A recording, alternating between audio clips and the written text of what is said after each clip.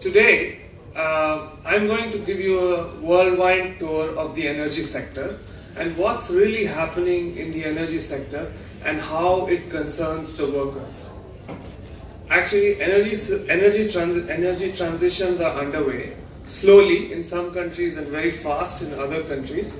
There's a massive push to shift away from traditional fossil fuel based energy systems to renewable based energy systems. Am I going too fast? Okay. There's massive shift happening from a fossil fuel based energy system, i.e. coal, oil and natural gas, to renewables such as solar and wind. And this is going to bring massive social and political changes in the society.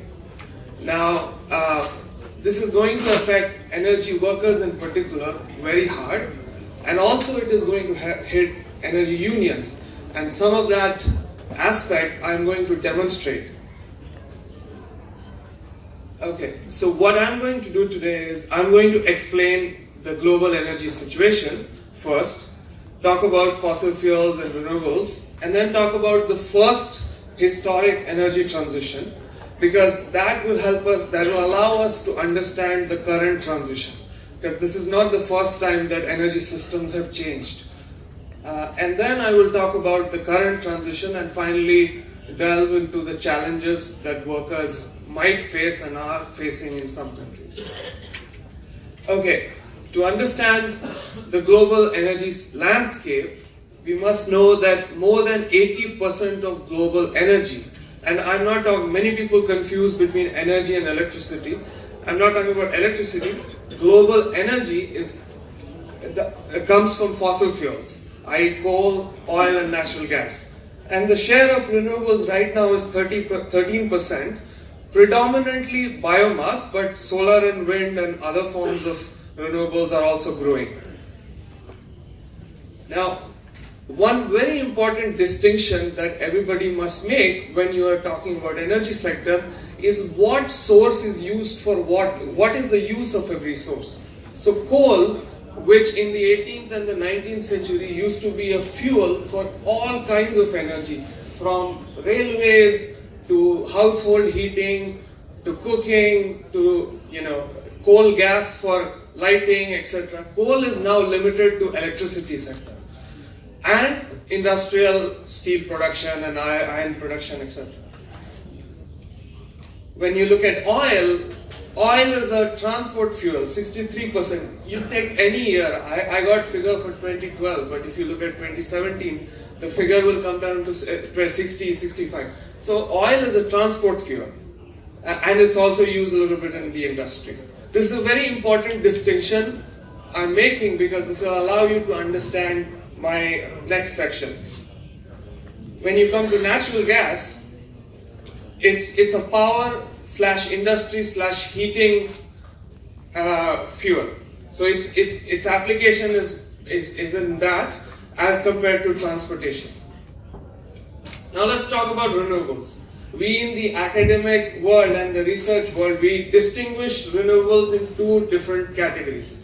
In the first category, we say the old renewables, such as biomass. You see in countries like India and in Africa and many parts of Africa, you'll see people burning wood, still burning wood, and that is their main source of energy. And the new renewables are solar and wind and geothermal, tidal. There's many forms, but the main ones are solar and wind.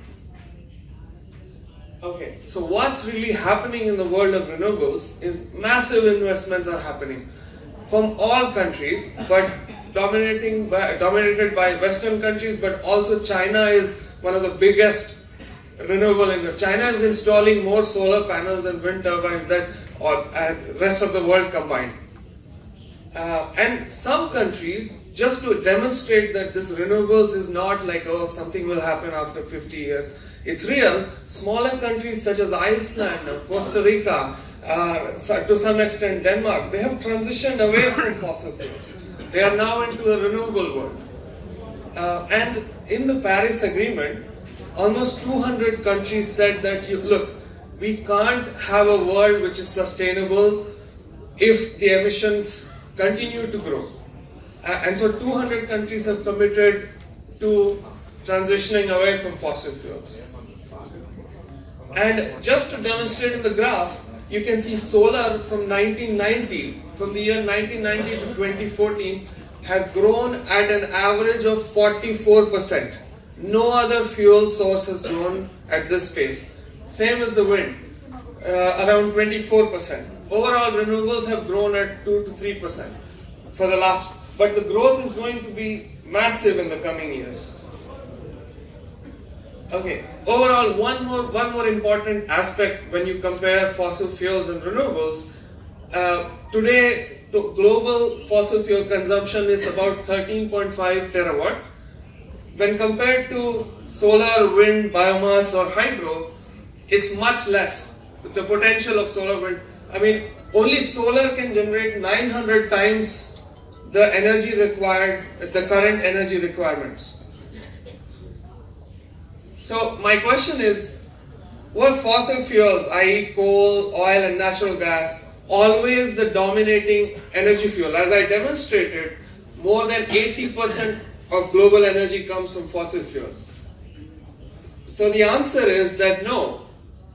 Before the industrialization and pre-industrial era, human and muscle energy was used for transportation, and burning biomass, i.e. wood, was the main source for cooking, heating, metallurgy. Then the first energy transition happened. It happened because there was massive wood shortage in Europe and in UK. And when there was wood shortage, and then people were looking for a different source of energy. And coal's usage was there, but it was so limited, people could not access coal mines because of water and methane and other forms of gases, which were a hazard for the miners who were trying to go and dug coal and produce in large scale. So this energy fuel shortage prompted inventors to think of how can we extract more coal. Then came this famous guy called James Watt, who improved an already existing steam engine, which led to the Industrial Revolution. One of the first applications of the steam engine was to pump water from the coal mines. When water was pumped out of the coal mines, coal seams were accessible. And when coal seams were accessible, countries could extract more coal.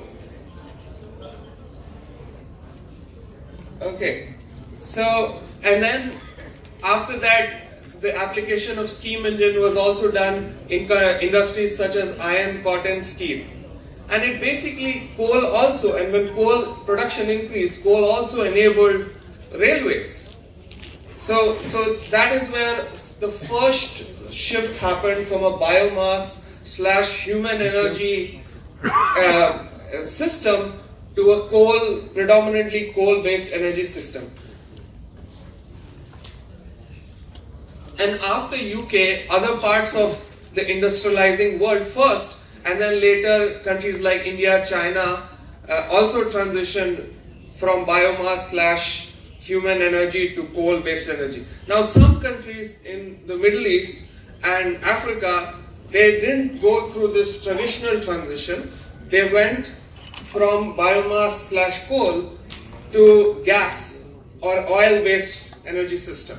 So that is also an important distinction that needs to be made. Okay, so when the first energy transitions happened, there were massive. So by the end of the 19th century, coal became the dominating fuel. Suddenly, wood was nowhere in the scene. And I'm going to show you something which will demonstrate the energy landscape for the last 200, 300 years. When oil was discovered, suddenly oil became a big boom. And while coal kept on increasing because the world energy requirement increased, oil also started increasing and subsequently the gases. So if you look at this graph, This is a graph for the last 200 years, from 1800 onwards till to 2010. I'm just going to move here and show you this. Look at the year 1850, 1850. Now, coal is literally zero. Coal is the gray one, which is literally zero or very minimal.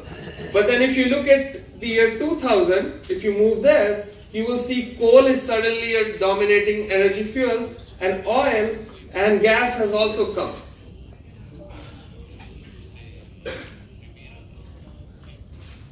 Okay, all this technical stuff is great. Yes, energy transitions happened, but what does it mean? What did happen when energy transitions happened? So in the pre-industrial era, and there's fantastic books and research about what happened, many people worked as fishermen and farmers and hunters. That was the people did not go as we are coming here from different parts of the world. We could not go anywhere because, there was only muscle power, and there's only as far as you can go with an animal, carrying you. So people were farmers, fishermen, lived in very close colonies and, their own towns and cities. But then, as industrialization spread, some people became factory workers. People moved from their villages, started working in coal mines, started working in steel mills, iron, cotton, and different industries expanded. Overall, in some countries, the industrial revolution created wealth and led to, a completely different workforce, which did not exist before this energy transition. Now, so given this background and how we have seen that, professions change, the energy systems change, what is in store, what is it there in store during this transition, where we are talking about transitioning away from coal/oil/gas based energy system to a renewable based energy system? So one more thing, past transitions were driven by new technology like steam engine. Steam engine was what was required, and we wanted a better energy source. Coal, being much more dense, was a sought out energy source for our requirements. But this is different. This transition is driven by environmental and climate reasons. We don't need solar and wind. It's not that coal or oil and gas are not good sources. They're brilliant energy sources. But the problem is that they emit gases which are making Earth, some would say uninhabitable. So I'm just going to briefly explain about climate change and energy connection. Now, if you consider Earth, and the Earth's atmosphere allows sun's rays to come in. Once the sun's rays come in, there are greenhouse gases which block those rays from going, out, reflect out. And these are some of the gases like CO2, methane, and nitric oxide. And Earth has a balanced greenhouse gas quantity right now. For example, if you consider planets like Pluto, they don't have greenhouse gases. And without greenhouse gases, their temperature is minus 370 degrees. And for planets which have too much greenhouse gases, like Venus, their temperature is 855 Fahrenheit. So Earth has a good balance right now, which allows Earth to have a life that could flourish here. Now, this greenhouse gas content has been started. Greenhouse gas content of the atmosphere is being altered by human activity, and this is called global warming.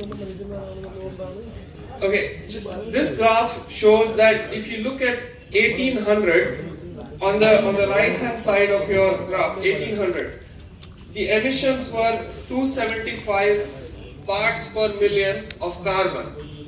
And this is from a historic 2000 year period.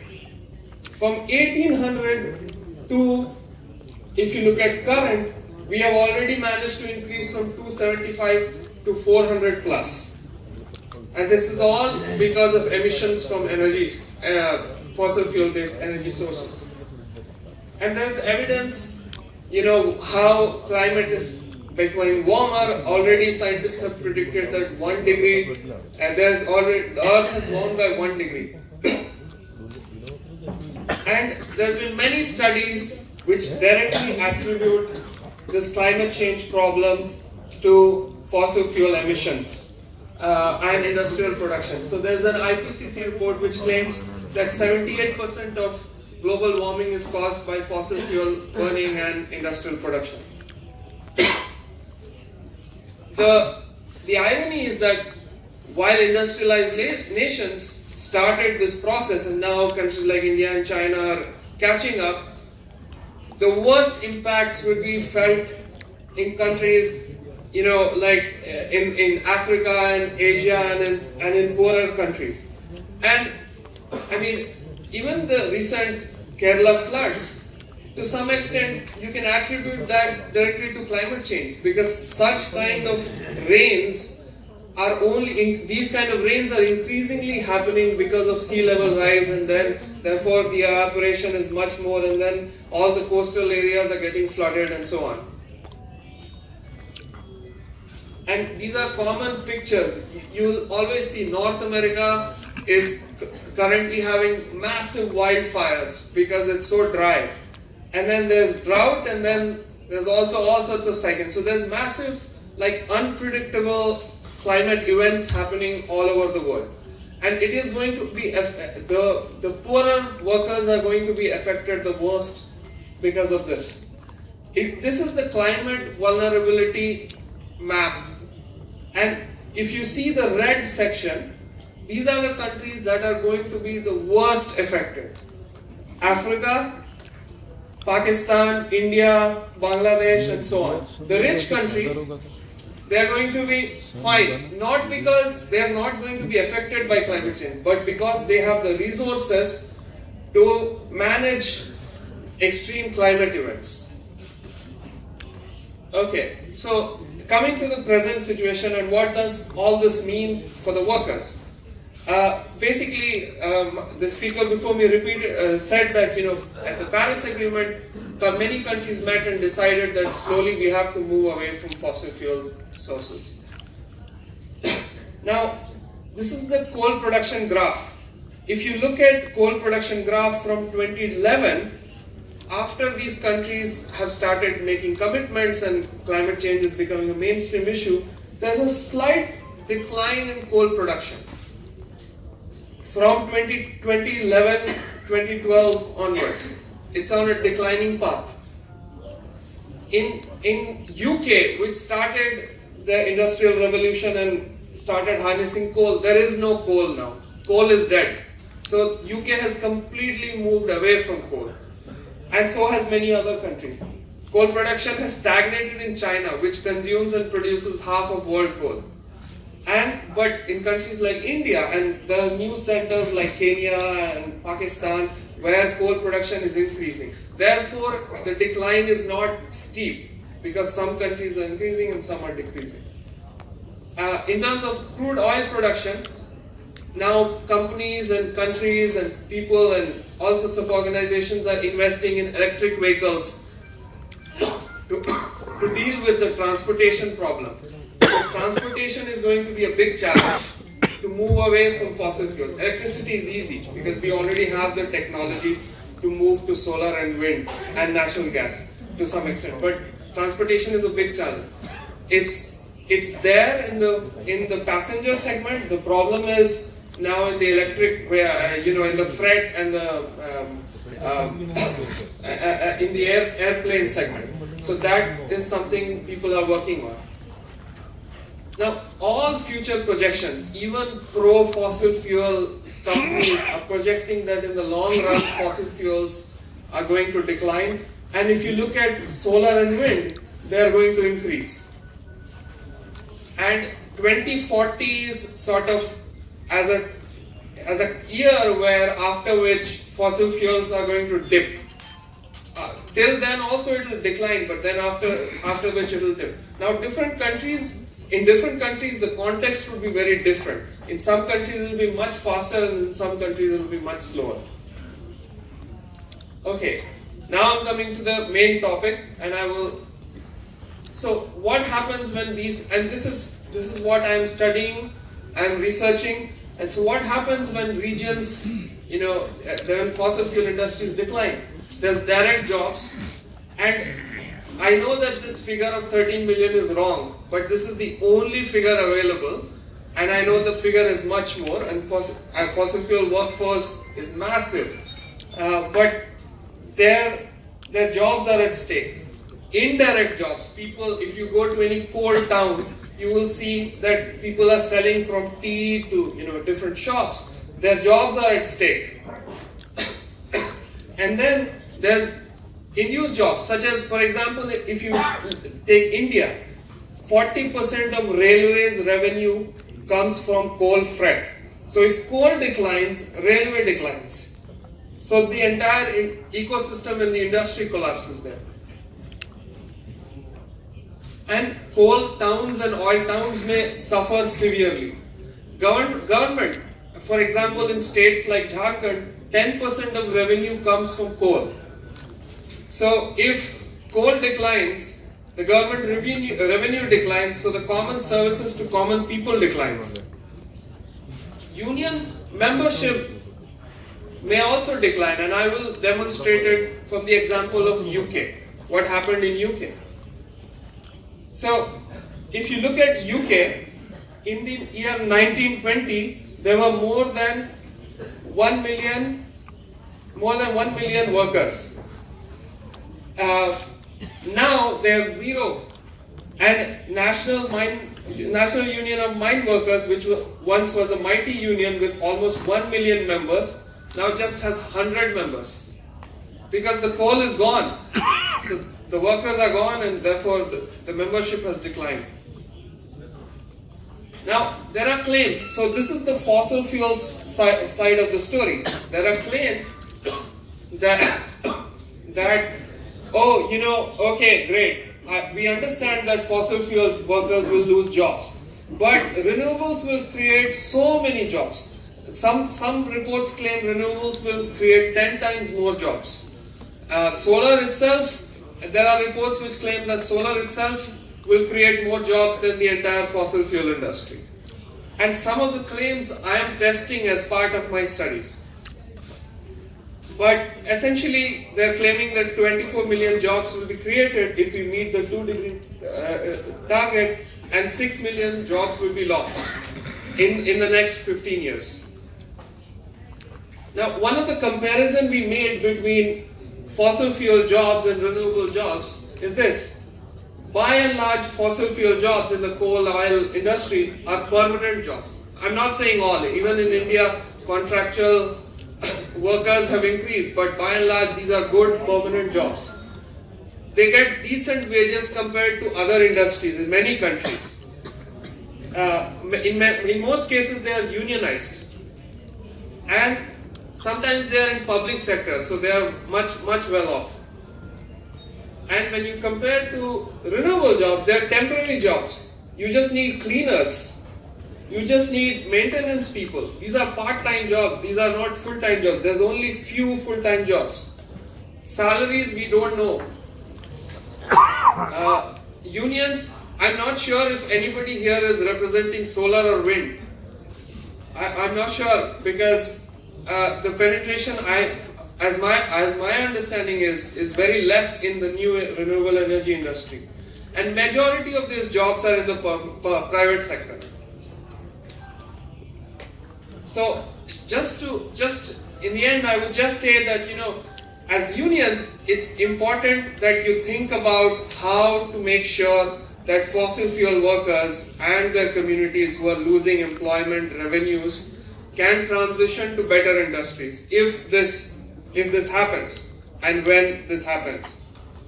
Also, but it's also very important to organize workers in solar and wind industries, because they are going to grow, and as I showed in graph, they are growing massively. So just to conclude, second, and the low carbon transition must happen. Otherwise, I believe that the world will be unlivable. The exact pace is hard to predict. However, when this happens, there'll be massive job losses, and it's happening in many parts of, as we can see in the case of UK. And unions have to play, like no other organization or member has to play a bigger role than the unions to make sure that fossil fuel workers are not left behind when this transition happened, but also to organize fossil fuel renewable workers, and make sure that their lives are also, better and they have a better future. Thank you.